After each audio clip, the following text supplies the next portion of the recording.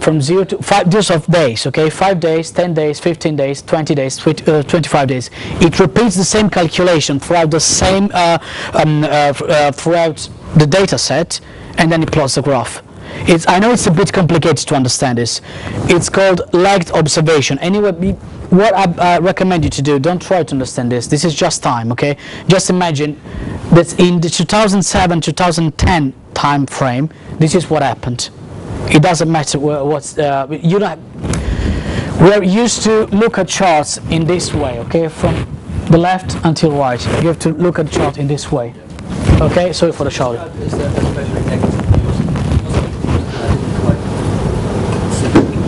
Okay, here is, for instance, that's another way. This is 2007, okay? Our time frame is 2007, 2010. This is 2007, okay? When a positive news hit the market, the volatility rose until here, okay?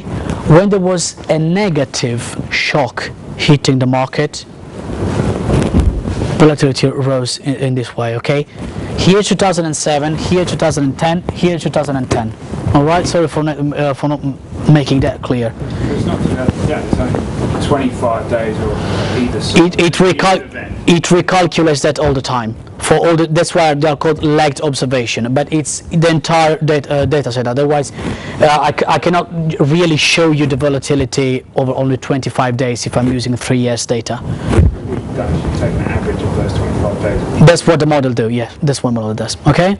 So just imagine here 2007, here is 2010, and here is 2010. I know it's a bit complicated, guys, if you're not familiar with this, because it's something that I spent quite a lot of time on, and it takes time to understand these things, but that's the way in which the market works, at least in these days. So this is what used to happen over the last 10 years. As you can see, volatility used to rise more when positive news were hitting the market. So investors were more confident in the market. What about the conclusion? The analyzed market presents strong evidence of leverage effect processes. Once again, when the returns drop, volatility tends to rise quite a lot in all this market. The financial crisis reshaped many markets that were usually considered not to be leveraged, such as currency markets not leveraged at all. Crude oil market wasn't considered to be leveraged. Gold market or commodity markets in general. Leverage, it means these markets are very difficult to manipulate. Okay, this is what leverage in this sense mean. Okay, these markets were considered to be very difficult to manipulate, because as we know, in commodity markets, mainly the 80% of the players are commercials and not really retail traders. So they move a lot of money, so they are very difficult to manipulate this market. So the financial crisis reshaped literally the market, because now the currency markets, as we recently saw for the euro dollar, now is leveraged when it used not to be. In leveraged market, returns drop much more quickly than normal in normal markets. I said normal in brackets because basically it's in normal trading conditions.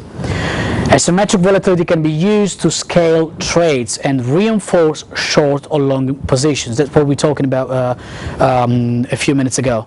If you know that you're trading a leveraged market, when there's a negative shock hitting the market, obviously you can reinforce much more your position. Obviously, be careful. This is not the holy grail of finance. This is just some econometric calculation that have been done. Otherwise, I would already be rich. And asymmetric volatility is often used in options and future strategies, both for speculating and hedging purposes. How they use it, we will see that later on. Any question? Thank you very much.